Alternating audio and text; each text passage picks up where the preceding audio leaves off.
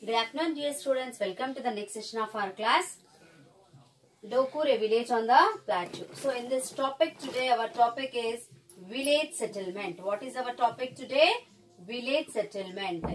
Now, you observe this picture. Yeah. See, it's on page number 34. So, let us see how the house is here. How many families are living in the Dokur village? Let us see. So, there are 570 families.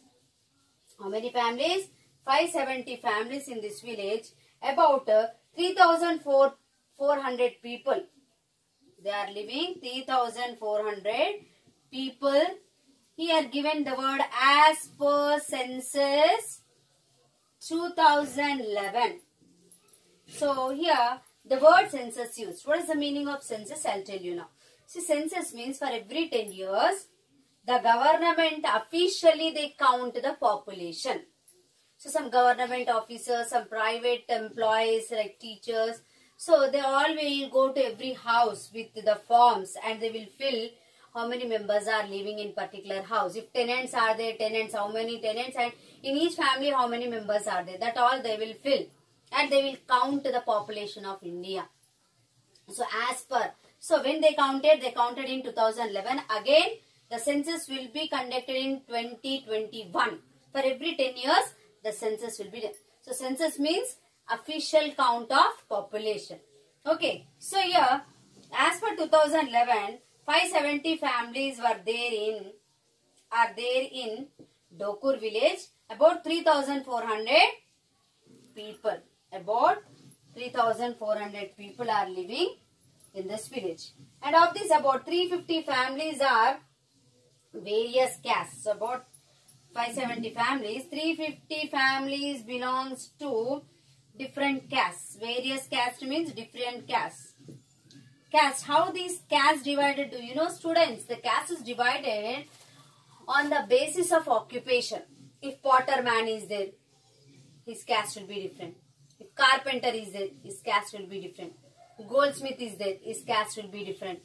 Like that, the caste is divided on the basis of the occupation. So, like that, there are 350 families are there, those who belongs to different castes. Different castes. Okay. And who own most of the land in the village. So, these 350, those are various castes. These people own their lands. So, own lands are there for them in the village. Own lands are there for them in the village. And the remaining 220 families isn't it? So, if you calculate, so we discussed that out of 570 families,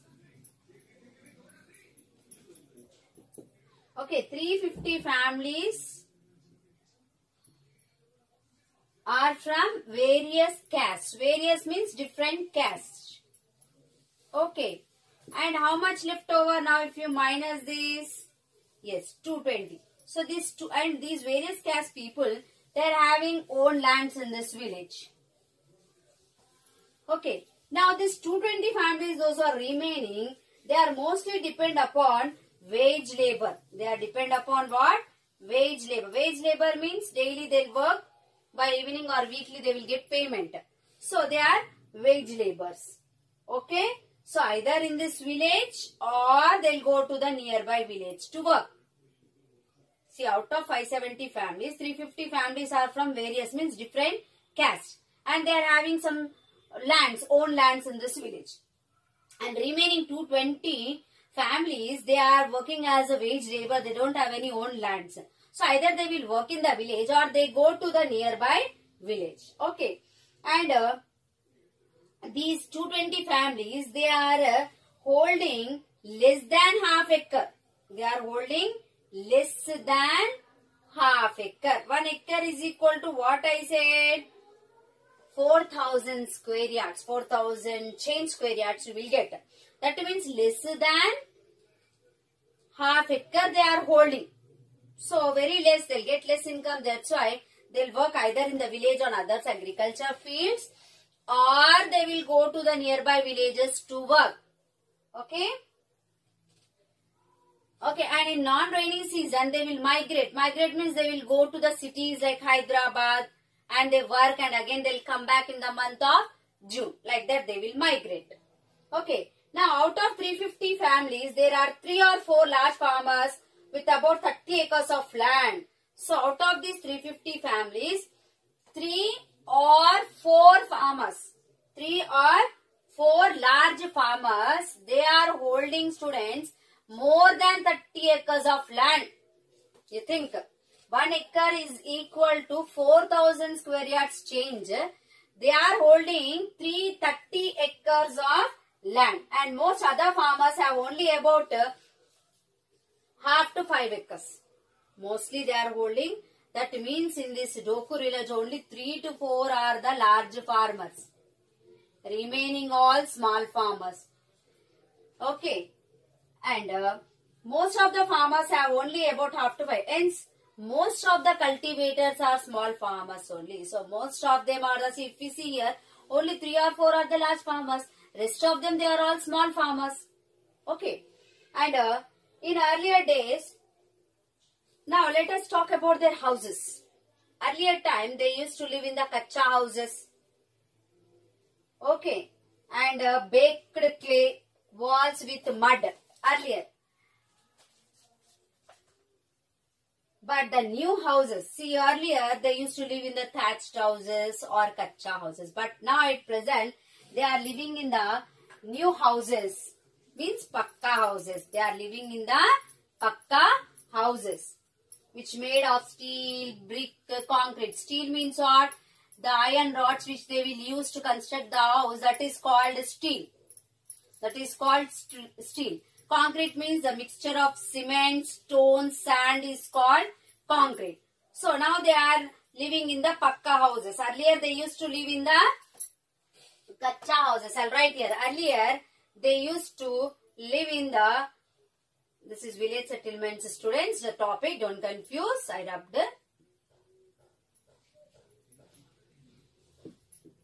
Okay, earlier they used to live in a kacha house, means baked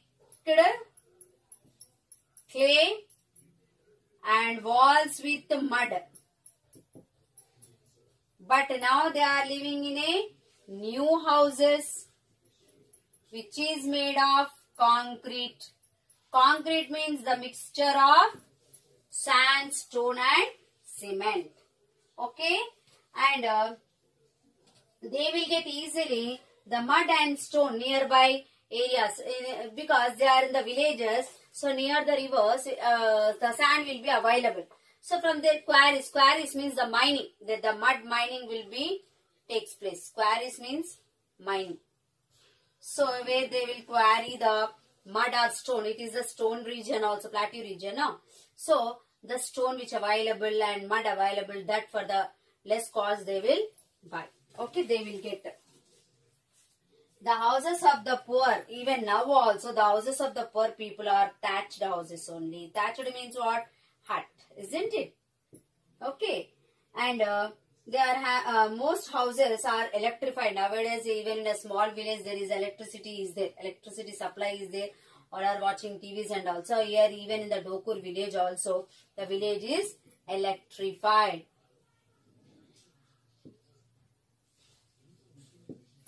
Okay, students. And earlier, the people of Dokur depend upon the well for drinking water. But nowadays, drinking water is supplied through the overhead tank. So earlier, they used to drink which water? Well water. They used to drink well water. But now, they are drinking water supplied through overhead tank. Means the drinking water is filling overhead tank. In the village, one tank will be built. So the water will be filled in that, from that they will use. So now they are using the drinking water from overhead tank. Okay. And how they will get from the overhead tank? First it will be filled with the help of the bore pump. It will be filled in the tank. And down taps will be there. So the tap connections will be given to that. Underground tap or down only taps will be there. With that they will fill the water and drink. And water is supplied through taps once every 2 days. So for every 2 days the water will be supplied. Every 2 days the water will be supplied. For every 2 days, the drinking water will be supplied. And all houses have tap connection here. So from the underground, the pipelines are given. So when this overhead tank fill, so they will get water. So for every 2 days, they will get drinking water to their houses. Already their houses are connected. Drinking water pipelines are connected. How we have in the cities also. How they will give connection from outside, pipelines will be there. The drinking water pipelines underground, they will dig and set. Okay. So these pipelines will come from near the overhead tank. From there to this pipeline from underground will connect it to the every house. So whenever they'll supply water for every 2 days, they will get water into their house through that tap, which tap is connected particularly for drinking water. Now how we will get our drinking water supply taps will be separate, isn't it? So we will get alternate days. But here they'll get for every 2 days. So this water, who will actually provide this drinking water will be provided by the government. Who will provide? Government. Here also for us the government only will provide. Okay. Next topic. Have you understood here, students? Earlier in the Dokur village, they used to live in the baked clay and walls made with mud. And even now also some poor people, they will live in the thatched houses and they used to drink water from the wells. Now these all we are talking about earlier. But now at present, new houses are built with concrete, the mixture of stone, cement and sand. Okay. And they'll get easily mud because nearby they are having mud quarries. Mud quarries. Quarries means what I said, the mining. Mining means what? Digging and taking out. So like that, some mud, stone quarries are there. Because your stone is more, so they'll dig and take out the stones, quarries. Very big hole they will dig. That's by government.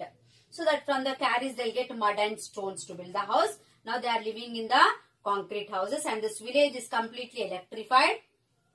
Earlier they used to drink water from the well, but now at present they are drinking water from overhead tank. For every 2 days the water will be given supplied through the pipelines. Every house is connected with the drinking water pipelines. Students, how in the cities it is connected. Okay, and who will supply this drinking water? The government will supply. So the government means not directly government. The government agency will be there. They will supply. How? In our city, the municipal people will supply drinking water for us. Okay. Now next topic and last topic of this lesson also, students. You remember? Roads and markets. Let us see how are the roads. Already we discussed about the vegetables over, fruits over. Okay, isn't it? Village settlement over, wells and bore wells finished. Now, last topic of this lesson is roads and markets, students. After writing the topic, again I'll rub the board. Roads and markets. Let us see how are the roads here. Already the village is completely electrified, isn't it? Now let us see how are the roads here. Are the roads are kacha roads or pakka roads? Let us see. Concrete roads or dambar roads? Let us see. You know, dambar roads also called bitumen binding. Bitumen binding. It comes in the coming further lessons. But now let us discuss how are the roads and markets in this village. Okay. How are the markets in this village? So here, there are few shops in the village. Few shops means what shops are necessary? Like kirana shops. Okay. Kirana shops, chicken center.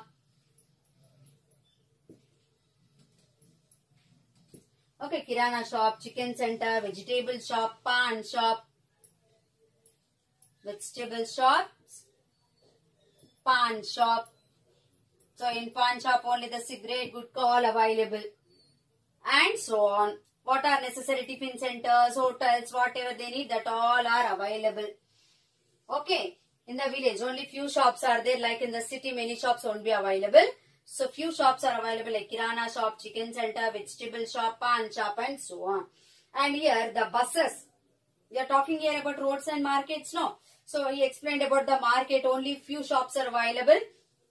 And let us discuss about the roads and buses. comes from Mehboob Nagar to Dokur village. So from Mehboob Nagar to the bus come to the Dokur village.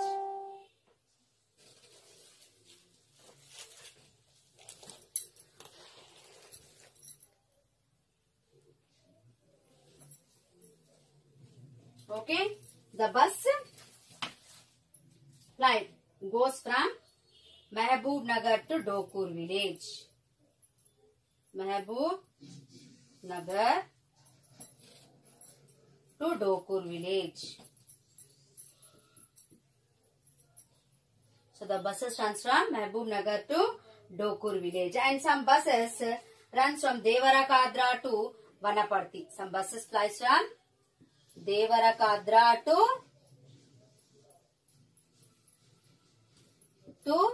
Vanaparthi. Okay, how in the cities from Ram Uppal to Koti, Uppal to Charminar, Charminar to, like that, different ways it goes. So this is the city, but in the village also from Mehboob Nagar to Dokur buses are available. Some buses will go from Devarakadra to Vanaparthi. Okay, and this road is linked to our National Highway 44. So that means from Mehboob Nagar, Dokur, the buses come to our city also. So those who wants to go from city to Dokur, they can go. Buses are available to Mehboob Nagar. And most of the villages means within the village. In the village also, in Dokur village, many stages will be there, no stops. So the people will travel with the shared autos. They will travel with the shared auto. You know, already in our city also we are having shared autos. You all know very well. Like that, some of the shared autos also will be run, auto rickshaws.